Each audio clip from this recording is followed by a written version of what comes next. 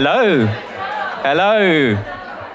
My name is Nick. I am chair of the Conference Working Party for this ARLIS event, and I'm just going to hand it over to Carla, who's the chair of ARLIS UK, to welcome everyone. Thank you, Nick. Okay, good morning and welcome. And this is amazing how many people actually responded to our call to come to the conference. It's really wonderful to see so many people, and also so many people coming from abroad. So welcome everybody, and I'd like to also thank the Conference Working Party that have been a fabulous job to put together this conference, and the AA for very graciously hosting the conference here, and our sponsors that you can meet, and probably you have met some of them next door. So we have a very full schedule at our conference, so please be on time to go to your sessions that are all listed in your lanyard. And there is the hashtag. If you want to actually post anything on Twitter, it's posted everywhere on the walls and probably also in the other rooms. The main lecture hall is not just this main bit. There is also the other side, which is also a nice, cool place, and you can see the screen very well wherever it is that you're sitting, whichever side that you're sitting. So if you need any help about finding your way, or you have any questions, the Conference Working Party is wearing yellow lanyards, so you can actually grab one of us and ask your questions. And we're fully booked, so we advise that you actually come to your sessions well on time so that you can have the best seats. And yes, and Kathy Jones over here. She's the person that you want to contact if you are one of the speakers, and she's the liaison with the speakers. So please go and talk to Kathy. And I don't think at this point I want to say anything else. So enjoy the conference, and I would like to introduce Eva Frank, who is the new director of the AA, and is going to say a few words of welcome to you. So thank you very much. Hello, everyone. Good morning.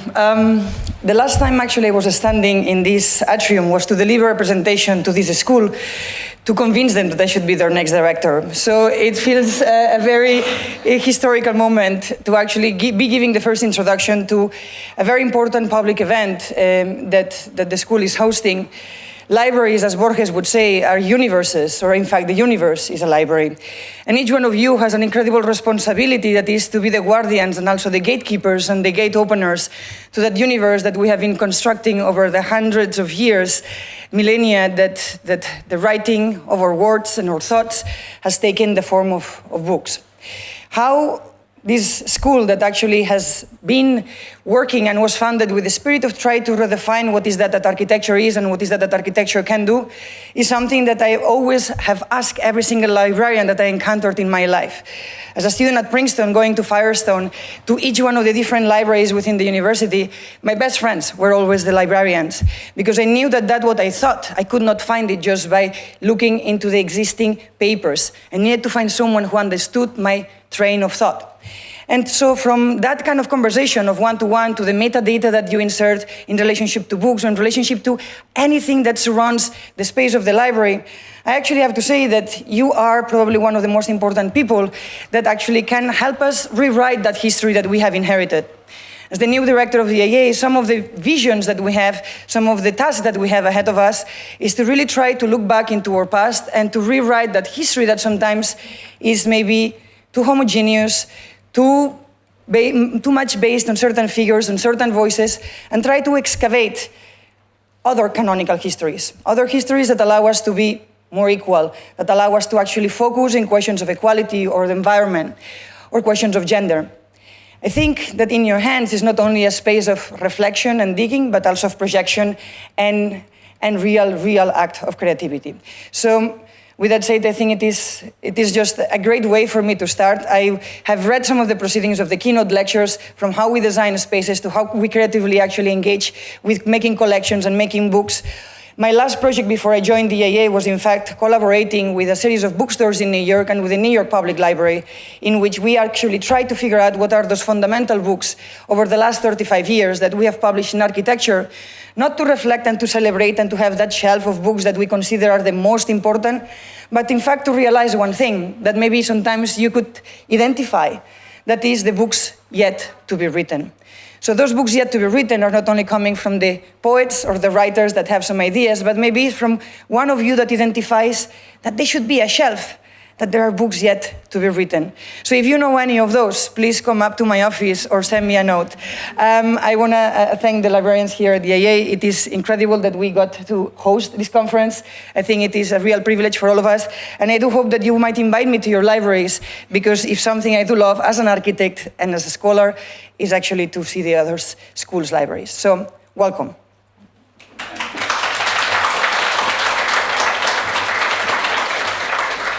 So I am delighted to introduce our very first keynote of the program. We're going to have 4 keynotes in total. Pat Christie is Director of Library and Student Support Services. I have a prop because her job title changes quite frequently as part of her meteoric rise and continuing. So as I'm sure many of you know, the University of the Arts London constitutes 5 separate colleges.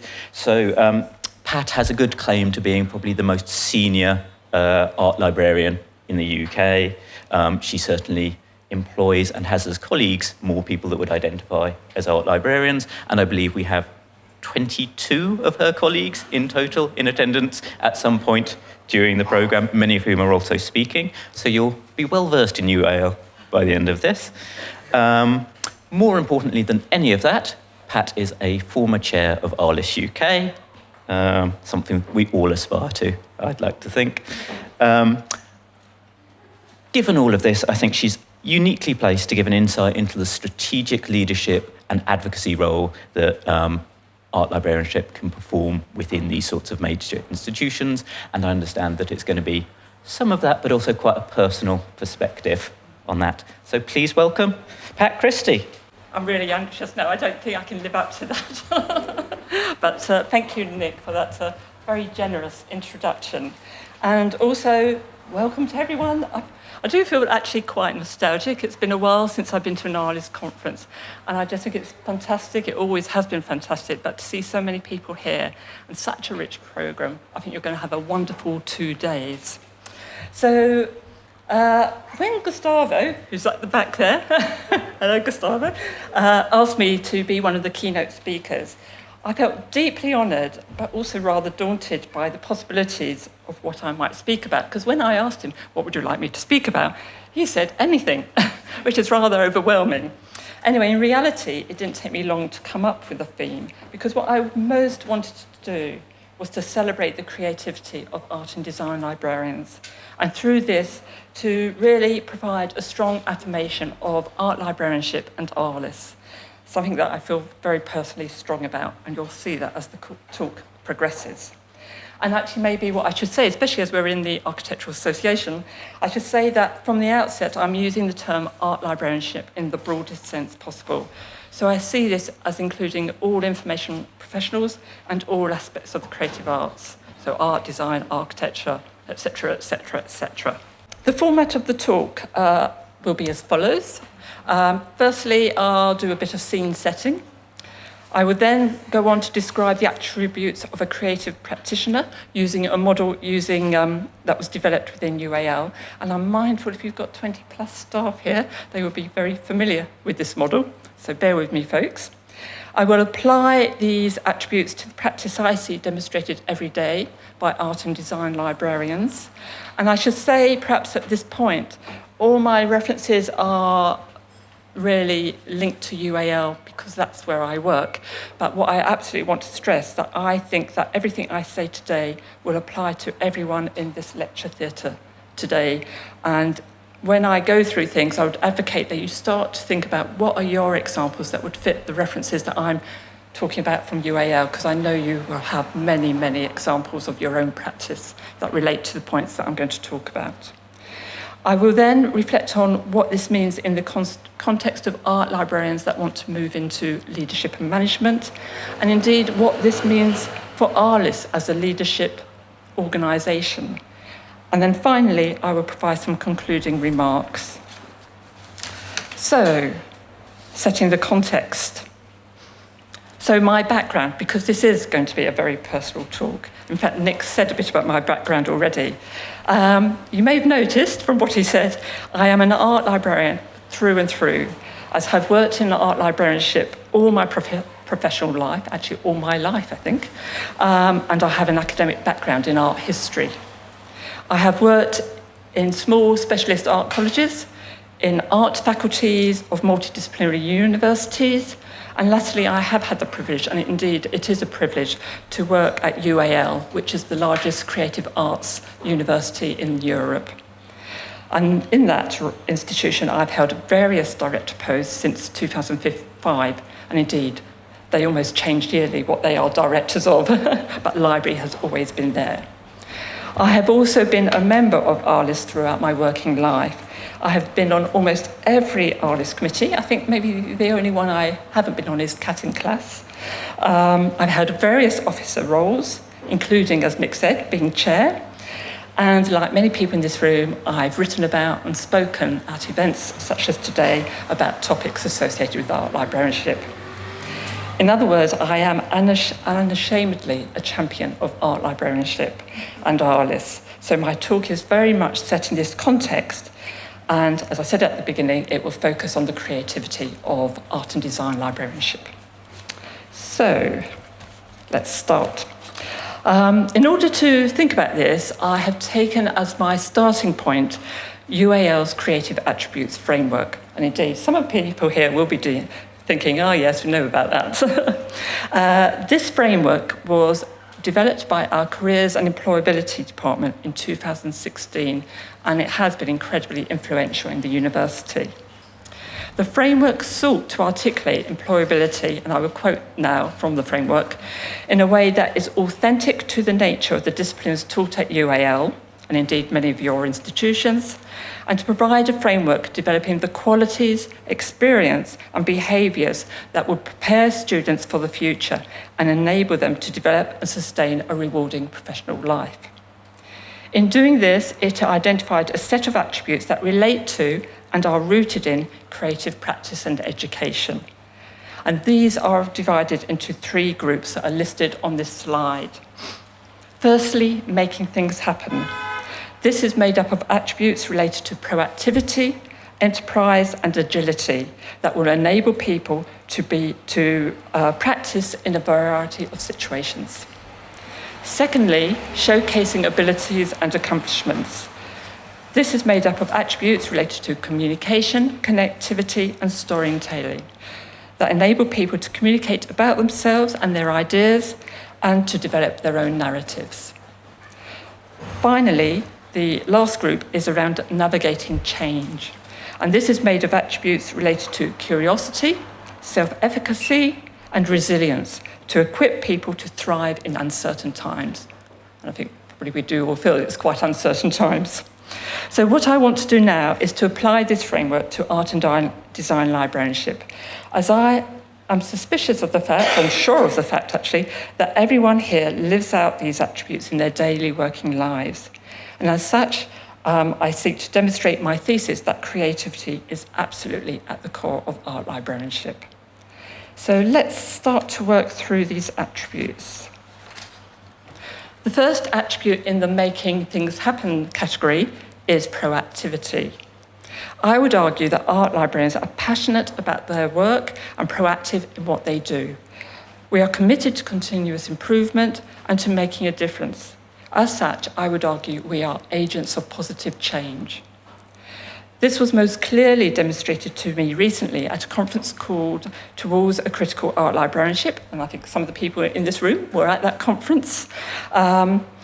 This brought together a range of speakers, many of who were art librarians, and some are here today, to explore critical perspectives of librarianship and to showcase proactive interventions to celebrate diversity.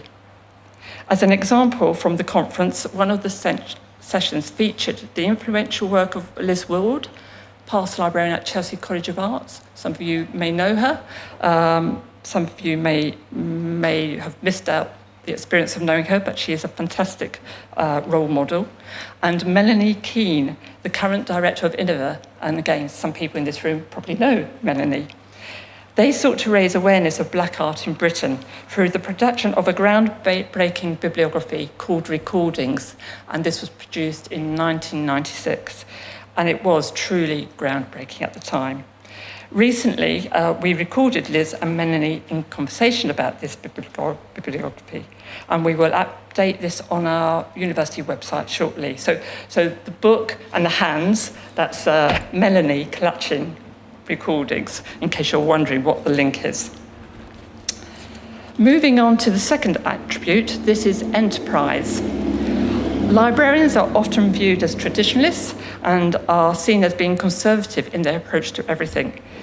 In my view, this is absolutely not true, and I see many examples of enterprise and innovation through risk-taking and experimentation in the work that staff do all around me every day.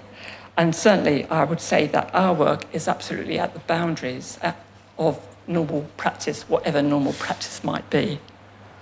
I think this is particularly the case with art and design librarianship, as many of us are collecting unorthodox materials, handling multiple formats, dealing with small presses, and indeed trying to advocate for marginalised voices, where many rules actually exist. So we are the people that create those rules quite often. Plus, for those of us in academic institutions, we are working in an environment where the pedagogy encourages exploring the unknown, challenging convention, and taking risks. So we feel empowered by our institutions to take our own risks. In doing this, we also work in a very ethical and sustainable manner, as I would argue that librarianship is absolutely deeply values-driven. The final attribute in making things happen is agility. As with all professions, we are dealing constantly with technological changes, but this is further complicated and requires greater agility within art librarianship due to the fact we manage multimedia environments. I couldn't resist this slide. This dates me now in terms of how old I am. This is on a bit of nostalgia, because this image of slides on the screen reminded me of the infamous move from slides to digital images. As a profession, we were indeed open-minded and had a strong desire to embrace new technology. But I have to say, the legal constraints were immensely challenging, and it was a painful, some people are nodding, and it was a really painful experience, but we did get there.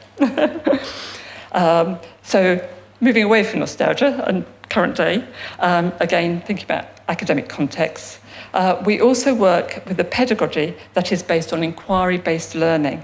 So we have to be agile in our response to students' often opaque and unpredictable queries, and they really are unpredictable and quite amazing at times, but we always help them.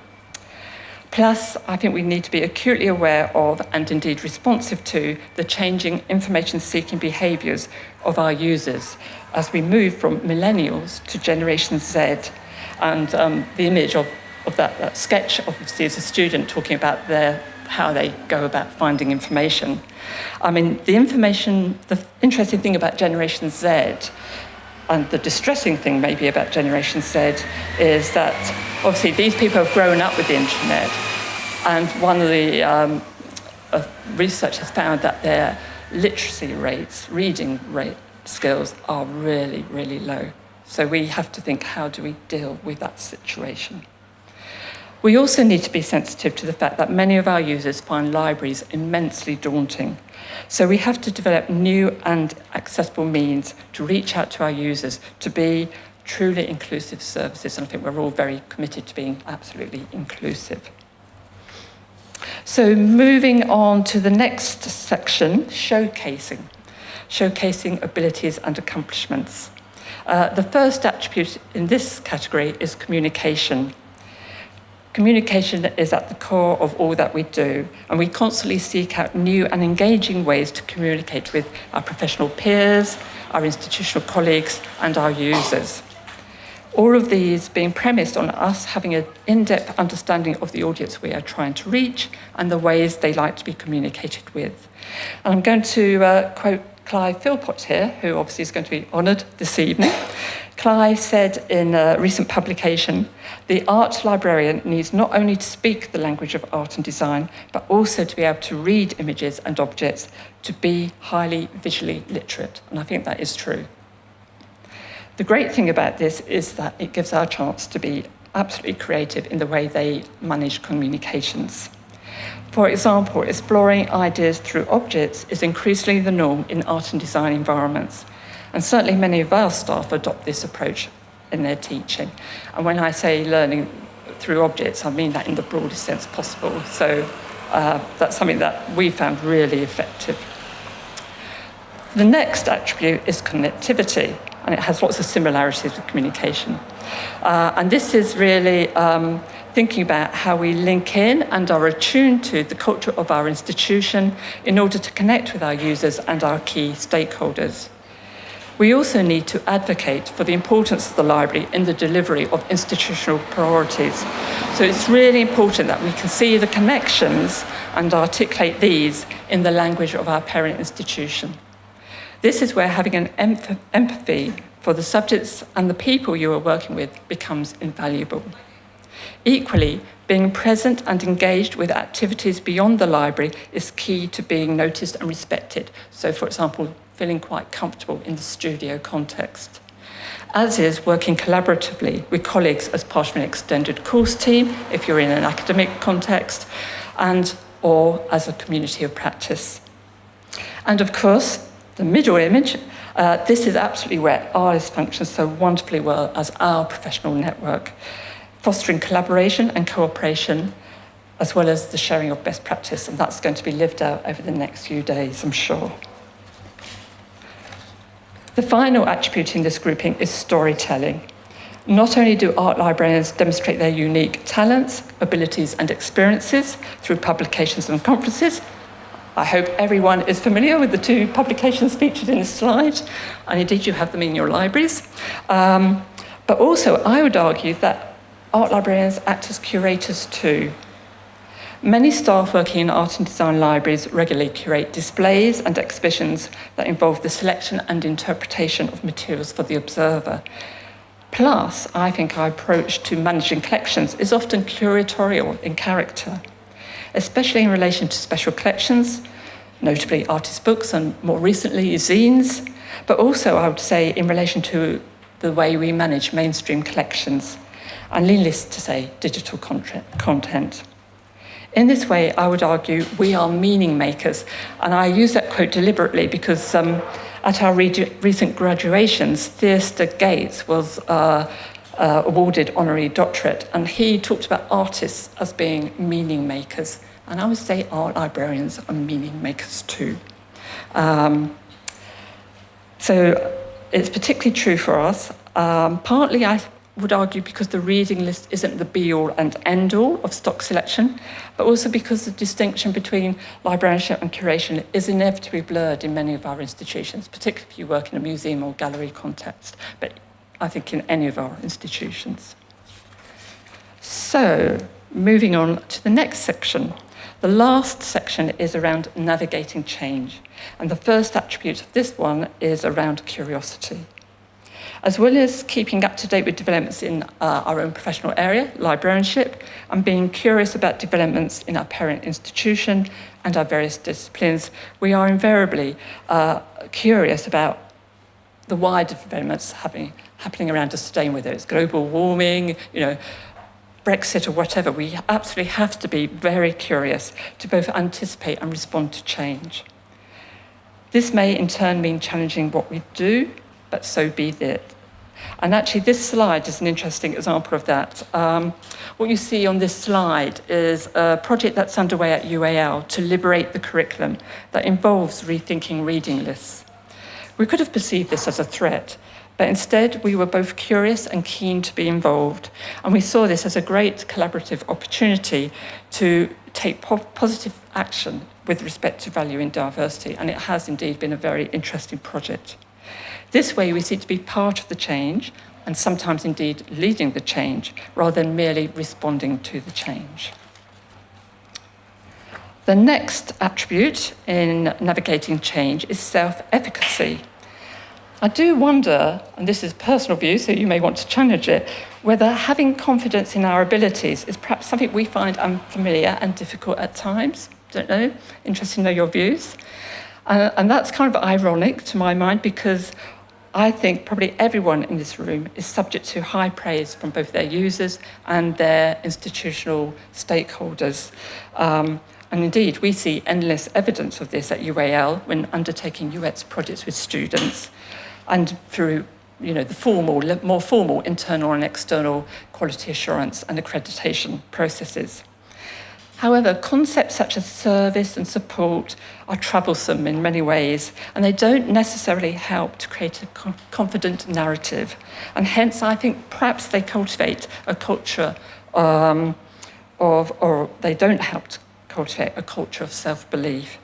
But what these terms do imply, and is demonstrated every day, is the positive way we respond to feedback and new or challenging situations, as we always look for creative solutions as part of our commitment to navigating change positively and indeed to being a learning community. The final attribute in this last grouping, and you wouldn't be surprised to see this one, is resilience. I think art librarians have shown this in abundance recently. I have felt that the art library world has been under threat for 10 plus years, with the closures of public and specialist art libraries, with art libraries in universities becoming absorbed into large multidisciplinary libraries. But ARLIS and art librarianship has survived. And if this conference is anything to go by, it will thrive due to the resilience and determination of its members and its officers, and I'm sure it will thrive. We may not be as big as we were, but I think we are stronger for that experience. And we do still have a future that is ambiguous and uncertain, but I'm confident we will address it, we will take it on, and we will continue. So, in summary, by working through these 9 attributes, I hope I've been able to demonstrate that creative practice is absolutely at the core of art librarianship, and that the art of librarianship is evident in all that we do. So I said I would say a bit about management and leadership. So what about the art and design librarian who wants to go into management and leadership? Many, if not all of those creative attributes that I've just spoken about can equally be applied to management and leadership. The language used in this slide, which is, comes from a recent SCONAL research project, and actually for our American or international colleagues, SCONAL is the Society of College, National and University Libraries in the UK. The language is a lot more institutional and a lot more drier, but the qualities that it describes are actually very easily mapped to the creative attributes. Hence, linking closely to the groupings of making things happen, and here the references are to words like vision, facilitation, professional, but that actually links back to making things happen. Showcasing abilities and accomplishments. So in this slide, the references are to being relevant, being a communicator, and being a networker, and navigating change. And in this slide, the reference here is to being up to speed with and aligned to the direction of travel.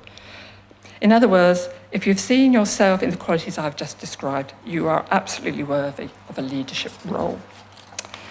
However, another version of leadership, I just couldn't resist including this. It was tweeted last week, and I thought, I was doing this talk, and I thought, I have to put this in, but I haven't really digested it. But this here is a less orthodox and perhaps more controversial take on leadership in the 21st century, and it comes from the World Economic Forum, and you can see it online. It has been informed by the contrasting styles of recent and current leaders. It also takes into account leadership movements such as Black Lives Matter and Me Too. It looks at old power and new power mindsets and methods of leading, and it identifies 4 leadership styles, which are listed at the bottom. So the crowd leader, to start with that, the crowd leader values collaboration, transparency, and participation. This person wants to make the crowd powerful, and Pope Francis is cited as a crowd leader.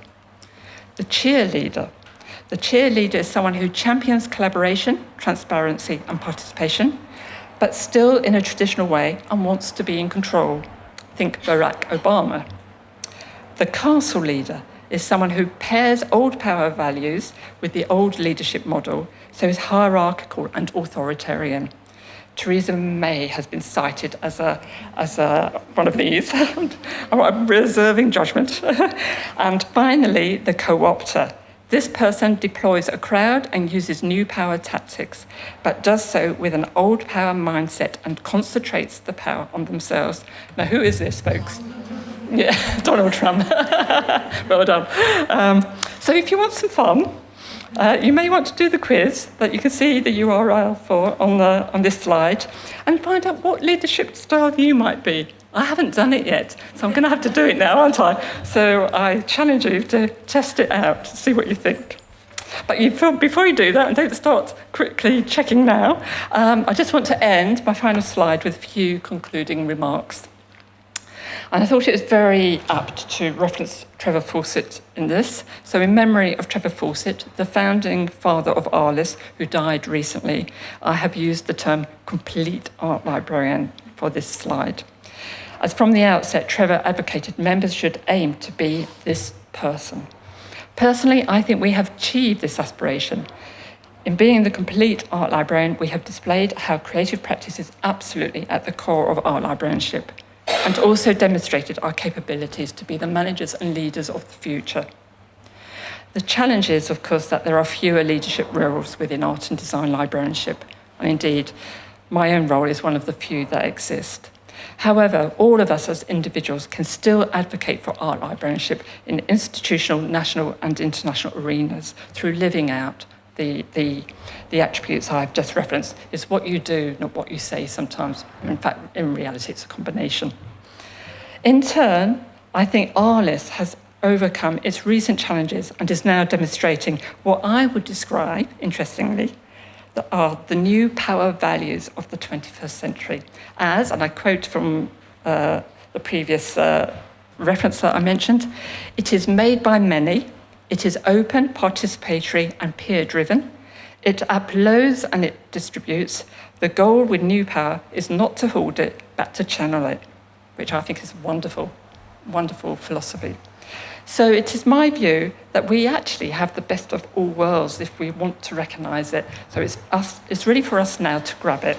And on that optimistic note, I'll stop here. I've probably just run out of my time. And if people have any questions, I think we've got a bit of time for Q&A. Anyway, thank you.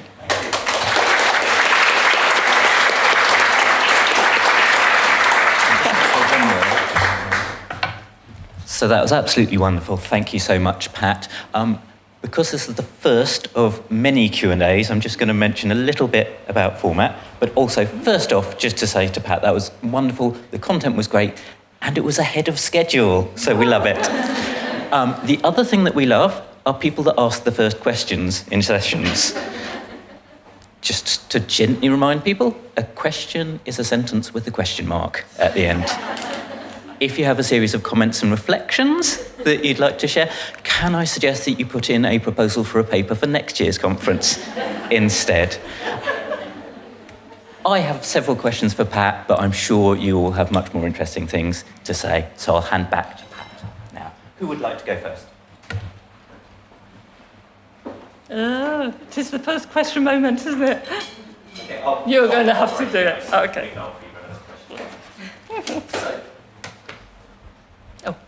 Apparently we have roaming microphones.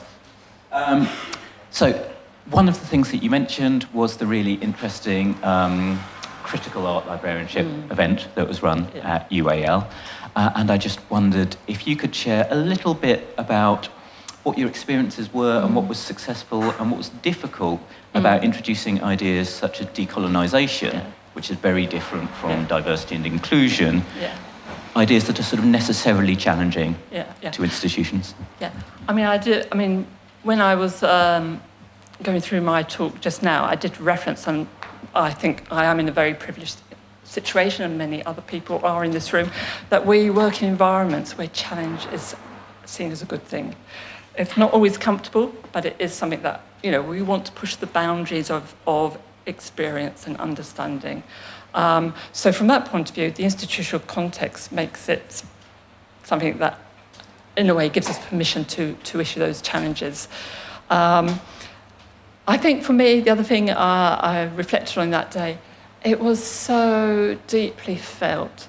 Everything that was said came from deeply held values and shared values. I think many of us share the same values and an absolute commitment to make a difference. People say about, gosh, I'm going to age myself constantly. I can see this. I feel quite an old person today, as I think I've been, in art and design librarianship for over 30 years, so I feel like, it's quite a different experience. But thinking of young people today, if I can say that, we're in a society, and this links back a bit to Generation Z actually, where the status quo is not acceptable. People are kicking back, people are challenging, people are being critical. I think that's really healthy. It's not comfortable, it's healthy. And we have to find a way as managers and leaders to listen and respect those different viewpoints and actually to change ourselves. Some of the things, I was saying to my personal boss at this event, who's Deputy Vice-Chancellor for Academic at UAL, how proud I was of my staff to be talking about things that were very experimental and challenging of us as an institution.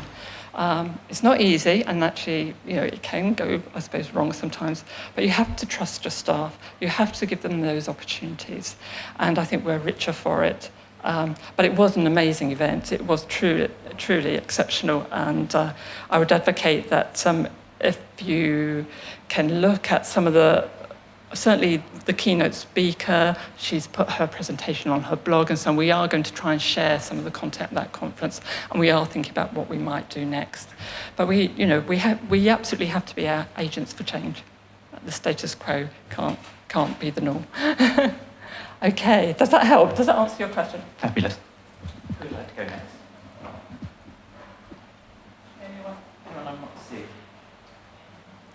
I'll pose a question to the audience. What did you think about that slide? Can I go backwards on this slide? What did you think about these new power values, old power values, and the different concepts of leadership?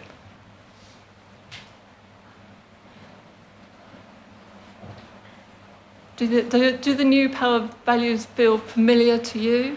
What you feel you're experiencing? And is it a good place to be? Too early. Oh, right. Go on, reaction, good. I'm Carla from the University of the Arts. And so from personal experience, I would say that the new power values are the sort of values that I'm talking about with my peers, particularly within our librarianship, but my education librarianship quite generally.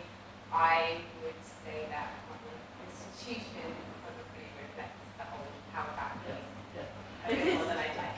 Yeah. And that is something that, go back, that is the conundrum. Institutions almost by default will be a bit clunky, a bit old power values, but it is having the flex within that environment to do some of the new power values.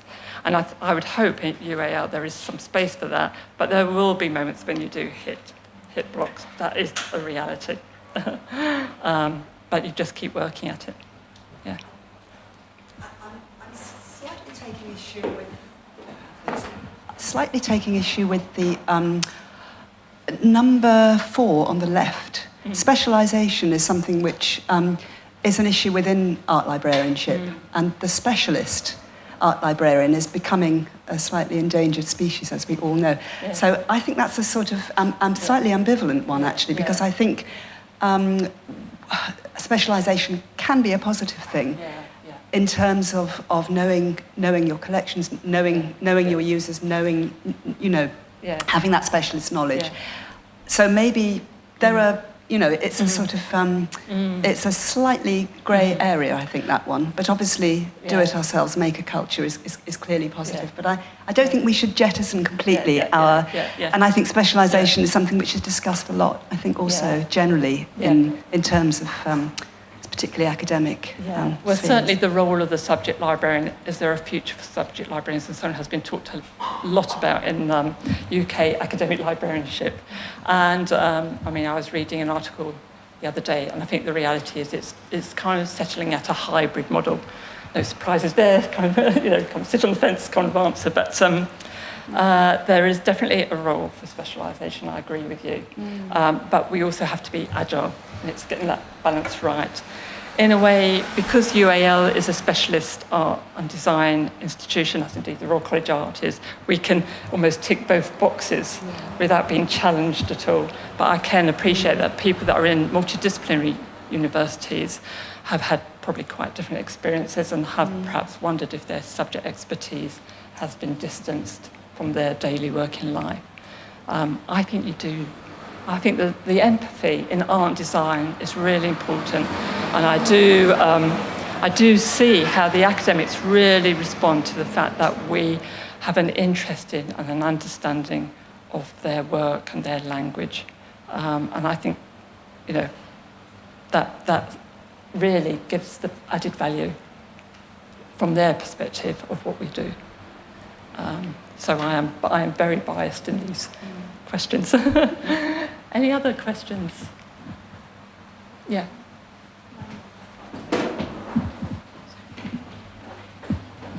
Hiya, my name's Eleanor. You talked earlier about some students finding the library immensely daunting, so you tried to make it accessible as possible. Yeah. When you say accessible, what are you talking about? Talking about signage or guides, or how you everything, put the really. library in? I mean, obviously, it's very well known that in terms of in creative practice, there's a high incidence of dyslexia. So we spend a lot of time thinking about how to make our libraries accessible from a point of view of someone that's dyslexic. And I can't remember the percentage at UAL of students that are dyslexic, but it's incredibly high. But actually, that's not the be-all and end-all. Accessible also means in terms of accessible to BAME students, to working class students, it's all aspects of accessibility. So not just to do with disability, but actually to do with cultural norms, people's backgrounds, and really making them feel welcomed and encouraged, and that they can relate to your library. And it's quite shocking when you see and hear some of the personal reflections that you hear from people that have found libraries very intimidating spaces because we take it for granted. Many, many years ago, there was a research project at UAL that was done in the library about widening participation. And I remember one of the findings of this was that students who came from a widening participation background were saying to us in this project, we find inquiry desks really scary. We think if someone's sitting at that desk, even though it says inquiries, they're looking at a computer, we shouldn't disturb them. And you think, oh, we thought we were being accessible. So you have to listen to what your students or your colleagues are saying to you and really challenge yourself about how inclusive are you really, and just look to keep improving things. But I am talking about it in the broadest sense of the word. Yeah. Any other questions or comments? If people want to make a comment without a question, you can. Yeah. I actually have a question for the audience, because not everybody... thank you. Not everybody has the luxury of working for an institution that is an art institution. Mm-hmm. There is a model that some universities have started to implement that does away with the subject specialism. Yeah, and I was wondering if anybody in the audience is actually working in an environment like that, where there are no more subject librarians, and how do you reconcile yourself being having been an art librarian working in such an environment because it changes the game. Everything changes. It does. There is no more faculty liaison, for instance. Yeah. There is no more embeddedness. Yeah. And it really changes the game. Yeah. So I was wondering if anybody is in that situation. Nobody? Oh, wonderful. We're very lucky people. Yeah. I mean, I have to say, I am, again, is why I gave you a bit of my background. I have always worked in art and design. I've been so lucky. I made a very conscious decision that I was not going to go out of art and design to progress my career. And, as it happened, I didn't have to. But I am mindful that some people obviously do. But then also I think of some people that I've known through ARLIS and what wonderful things they've done. And they've obviously made a decision that they want to go into leadership roles and they've left the subject area. But they've been amazingly creative and influential in what they've done next. So it is a case of making choices sometimes of where you want to be, what you want to do, and as far as possible, holding true to those principles. But it's not always possible. I recognise that. Another question? Yeah, standing Manchester University with Miller. The ARLIS sort of multi-faculty campus. It's actually conversely what's happening in our institution is the complete opposite. Thank you.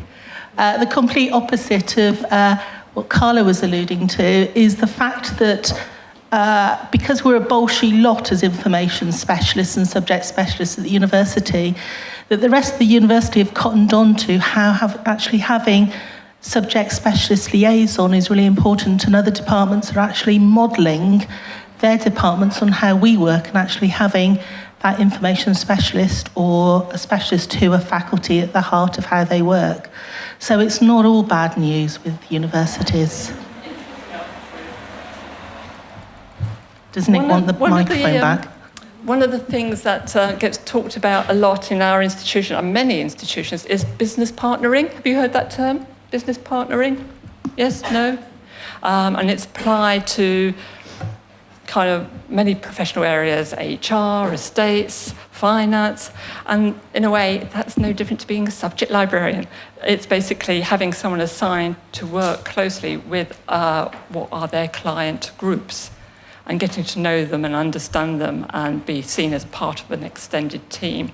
So in some ways, I think maybe the subject librarian has become the business partner of the future.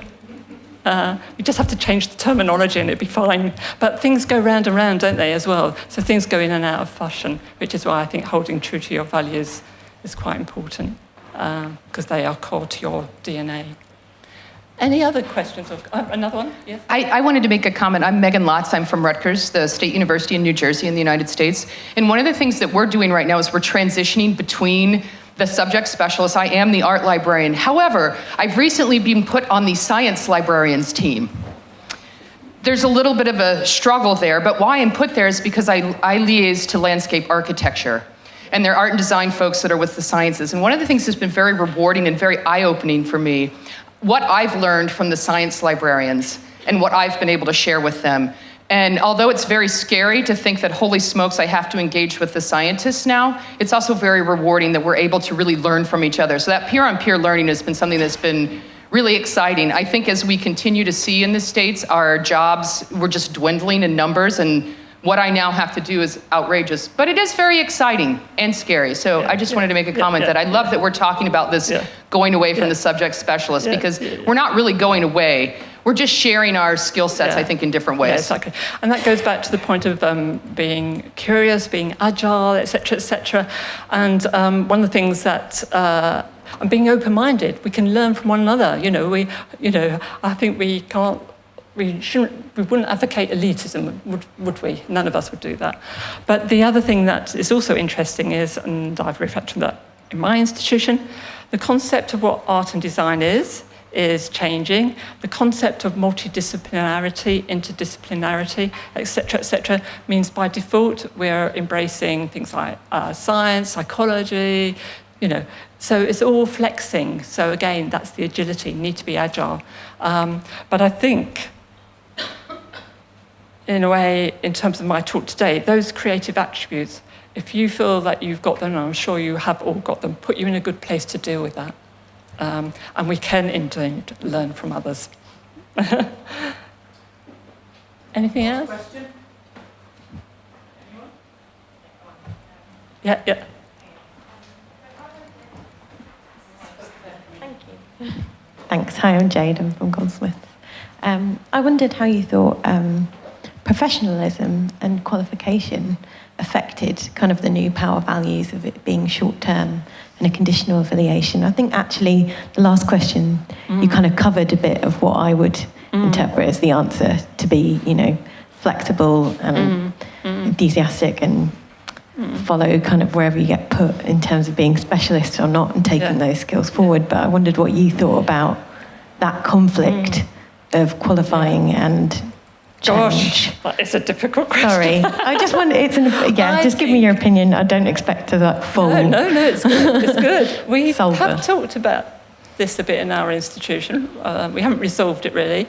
We talked about it in the context of diversity and actually wanting to encourage a more. We are as a staff community predominantly white, predominantly middle class, probably predominantly female. But the thing that has particularly concerned us and concerned us across the whole university is our profile, our staff profile across the university does not reflect our student profile.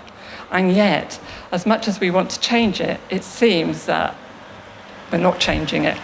So that's made us think about the perception of what librarianship is and the requirement to have a professional qualification and so on. And is that right or wrong? We had a very interesting conversation about that at a recent meeting. And I think my conclusion at the end of it is the professional qualification should be a good thing. But at the moment, I'm not sure that the education that leads to that professional qualification is as good as it should be in terms of being current. So I think there's something about we need to work with library information studies departments to actually talk about this in more detail. Because I think there is something there where there feels a bit of a disconnect between the reality and the theory and the education. But on the other hand, the last thing I would ever want to do is to devalue the identity of being a librarian. So I think we need to do some advocacy to improve that experience so that when people come into the profession, they feel truly kind of current in their thinking. The other thing, I suppose, is the word profession is about a range of qualities. It's not necessarily about a label. It's about being professional in your manner. And I think professionalism is important, actually, and it does link to values. There are ways of behaving that people would then say, oh, that was very professional. And I wouldn't want to lose those ways of behaving and say, oh, we can all be casual and informal and so on. It's getting that balance right and having that professional judgment on how to behave in what situation to achieve a positive outcome. I'm copying out of that a bit, I think. No, I think that was a strong answer. But I think it's challenging. And what I would say is also, I do think that you can learn what we do from experience. And we shouldn't exclude that possibility for people. Thank you. Okay. Thank you. Okay.